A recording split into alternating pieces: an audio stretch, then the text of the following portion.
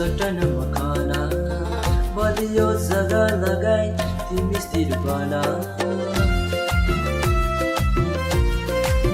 वचनलाई केलाई चट्टानमा खाना बलियो जग्गा लगाई तिमी स्थिर बना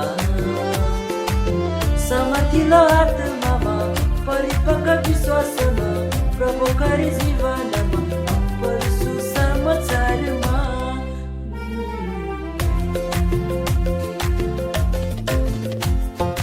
बुझ्दै लाँदा डुब्दै जाँदा गहिराइमा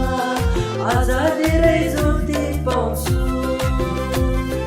बुझ्दै लाँदा डुब्दै जाँदा गहिराइमा आज धेरै ज्योति पाउँछु मेरो मुक्तिदाता येशूलाई म मेरो हृदयमा सजाएर राख्छु मेरो मुक्तिदाता येशूलाई म